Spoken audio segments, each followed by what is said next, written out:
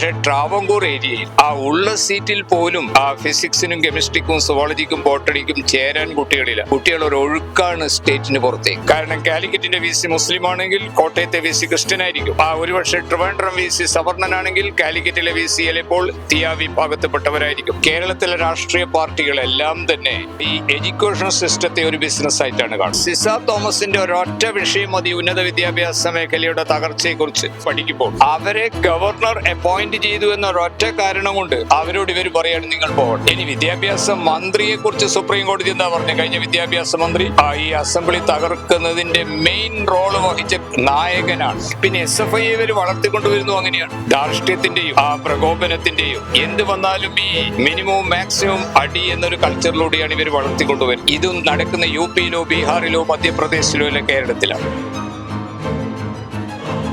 നമസ്കാരം.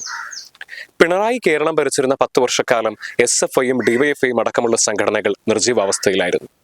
എന്നാൽ പിണറായി വിജയൻ അധികാര കസേരയിൽ നിന്ന് താഴെയിറങ്ങി VD സതീശന്റെ നേതൃത്വത്തിൽ പുതിയൊരു ഗവൺമെന്റ് അധികാരം ഏറ്റെടുത്തത് മുതൽ വീണ്ടും SFI അരയും തലയും മുറുക്കി രംഗത്ത് വന്നിരിക്കുകയാണ്.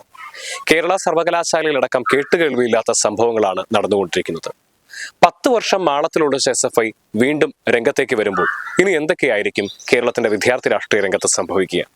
ഈ ഒരു വിഷയത്തെക്കുറിച്ച് നമ്മളോട് പ്രതികരിക്കുന്നത് രാഷ്ട്രീയ നിരീക്ഷകനും എഴുത്തുകാരനുമായിട്ടുള്ള റഷീദ് പാനൂരാണ്. അദ്ദേഹത്തിന്റെ വാക്കുകൾ. കഴിഞ്ഞ 10 വർഷം, അതായത് പിണറായി വിജയന്റെ ഈ 10 വർഷം കേരളത്തിൽ പ്രത്യേകിച്ച് BSc MSc physics chemistry zoology botany പോലുള്ള വിഷയങ്ങൾക്ക് പൊതുവെ കേരളത്തിൽ സീറ്റ് കുറവായതുകൊണ്ട് കുട്ടികൾ അലിഗഡിലേക്കും ബനാറസിലേക്കും സ്റ്റേറ്റിന് പുറത്തേക്ക് ഒഴുകാറുണ്ടായിരുന്നു. പക്ഷെ ട്രാവൻകൂർ ഏരിയയിൽ ഉള്ള സീറ്റിൽ പോലും ഫിസിക്സിനും കെമിസ്ട്രിക്കും സുവോളജിക്കും ബോട്ടണിക്കും ചേരാൻ കുട്ടികളില്ല. കുട്ടികൾ ഒരു ഒഴുക്കാണ് സ്റ്റേറ്റിന് പുറത്തേക്ക്. ആ തരത്തിലേക്ക് ഇവിടുത്തെ ഉന്നത വിദ്യാഭ്യാസ രംഗം തകർന്ന് തരിപ്പണമായിട്ടുണ്ട് എന്നുള്ളത് അംഗീകരിക്കണം. ഇതിന് ഒരു കാരണം അമിതമായ രാഷ്ട്രീയവൽക്കരണമാണ്. കാരണം VCയെ തീരുമാനിക്കുന്നത് പൊളിറ്റിക്സ് ആണ്, അല്ലെങ്കിൽ ജാതിയാണ്. കാരണം കാലിക്കറ്റിന്റെ വി സി മുസ്ലിം ആണെങ്കിൽ കോട്ടയത്തെ വി സി ക്രിസ്ത്യനായിരിക്കും. ഒരുപക്ഷെ ട്രിവാൻഡ്രം വി സി സവർണനാണെങ്കിൽ കാലിക്കറ്റിലെ വി സി ചിലപ്പോൾ തീയ വിഭാഗത്തിൽപ്പെട്ടവരായിരിക്കും. ഇത് ഒരു പ്രത്യേക പാർട്ടി അല്ല. കേരളത്തിലെ രാഷ്ട്രീയ പാർട്ടികളെല്ലാം തന്നെ ഈ എഡ്യൂക്കേഷൻ സിസ്റ്റത്തെ ഒരു ബിസിനസ് ആയിട്ടാണ് കാണുന്നത്. തൊട്ട് താഴോട്ട് വന്നു കഴിഞ്ഞാൽ ഈ വയലിൽ വെള്ളം പറ്റിയ സ്ഥലത്ത് പരലുമീന് പിടയുന്നത് പോലെ പിടയുന്ന വിഭാഗമാണ് സെൽഫ് ഫൈനാൻസ് കോളേജിൽ ക്വാളിഫൈഡ് ആയവർ 10,000-നും 12,000-നും ജോലി ചെയ്യുന്നു. തൊട്ടടുത്ത് കേരളത്തിലെ 34% വരുന്ന ഇംഗ്ലീഷ് മീഡിയം ടീച്ചേഴ്സ് നരകത്തിലെ വിറക് പോലെയാണ്. ഇംഗ്ലീഷ് മീഡിയം ടീച്ചേഴ്സിന്റെ പ്രശ്നങ്ങൾ പരിഹരിക്കാമെന്ന് കഴിഞ്ഞ 30 വർഷമായി ഇടതും വലതും പറയുക എന്നല്ലാതെ അവരെ കാര്യത്തെക്കുറിച്ചൊരു പഠനം പോലും ഇവര് നടത്തിയിട്ടില്ല. അപ്പൊ ഈ സിസ തോമസിന്റെ ഒരൊറ്റ വിഷയം മതി ഉന്നത വിദ്യാഭ്യാസ മേഖലയുടെ തകർച്ചയെ കുറിച്ച് പഠിക്കുമ്പോൾ. കാരണം സിസ തോമസ് ക്വാളിഫൈഡ് അല്ല എന്ന് കമ്മ്യൂണിസ്റ്റുകൾക്ക് അഭിപ്രായമുണ്ടോ? അവർ ക്വാളിഫൈഡ് ആണെന്ന് അവർ പറയുന്നു. അവരെ ഗവർണർ അപ്പോയിന്റ് ചെയ്തു എന്ന ഒരൊറ്റ കാരണം കൊണ്ട് അവരോട് ഇവർ പറയാണ് നിങ്ങൾ പോകണം, നിങ്ങൾ ആ സീറ്റിൽ ഇരിക്കേണ്ട. എന്തൊരു കഷ്ടായിതെന്ന്. അവര് പ്രൊഫഷണലി ക്വാളിഫൈഡ് ആണ്, ഏബിൾ ആണ്, അവരുമായിട്ട് ആരും സഹകരിക്കുന്നില്ല. അവരെ മാൻ ഹാൻഡിൽ ചെയ്യാൻ ശാരീരികമായി തന്നെ അവരെ ഉപദ്രവിക്കാൻ പോലും SFI പോലുള്ള സംഘടനകൾ തയ്യാറാകുന്നു. അവരെ ഫ്യൂണറൽ സെറിമണി നടത്തും. അവരെ ഡെഡ് ബോഡി ഈ ഡമ്മി തയ്യാറാക്കിയതിന് ഫ്യൂണറൽ സെറിമണി നടത്തും. ഇതും നടക്കുന്ന UP-യിലോ ബീഹാറിലോ മധ്യപ്രദേശിലോ അല്ല കേരളത്തിലാണ്. സുപ്രീം കോടതി കണ്ടെത്തി ഇവര് യോഗ്യതയുള്ള സ്ത്രീയാണ്. അതിനുശേഷമാണ് അവർക്ക് ശ്വാസം നേരെ വീണത്. അവർക്ക് പുറം ലോകത്ത് അവരെ ബന്ധുക്കളും ഉന്നതങ്ങളിൽ ഉള്ളത് കൊണ്ട് ഒരു സാധാരണ സ്ത്രീയാണെങ്കിൽ അവരെ മനസ്സിന്റെ എല്ലാ കരുത്തും ചോർന്നു പോയ ഒരൊറ്റ സംഭവം പോലും. അപ്പൊ ഇത് അമിതമായ രാഷ്ട്രീയവൽക്കരണം. എന്ത് വന്നാലും സംഘടനയാണ് വലുത്. വിദ്യാഭ്യാസമൊക്കെ അതിന് ശേഷമുള്ള കാര്യമാണ്. ഇനി വിദ്യാഭ്യാസ മന്ത്രിയെ കുറിച്ച് സുപ്രീം കോടതി എന്താ പറഞ്ഞു? കഴിഞ്ഞ വിദ്യാഭ്യാസ മന്ത്രി ഈ അസംബ്ലി തകർക്കുന്നതിന്റെ മെയിൻ റോള് വഹിച്ച നായകനാണ്. അപ്പോ അയാൾ ചെയ്തതിന്റെ ശിക്ഷ അനുഭവിക്കണമെന്ന് സുപ്രീം കോടതി പറഞ്ഞു. പക്ഷേ സുപ്രീം കോടതി ആ പേപ്പർ അല്ലെങ്കിൽ ആ ഫയൽ അവിടെ വെച്ചു. ഫയൽ രണ്ടാമതെടുത്തില്ല. അങ്ങനെ ഒരു വേർഡ് സുപ്രീം കോടതിയിൽ നിന്ന് വന്നു കഴിഞ്ഞാൽ ഇവർ ഉടനെ മാറ്റണ്ടേ? ഇവർ മാറ്റിയോ? കാരണം ഞങ്ങൾ തീരുമാനിച്ചു കഴിഞ്ഞു, അവസാനം വരെ ഞങ്ങളത് പിന്തുടരും.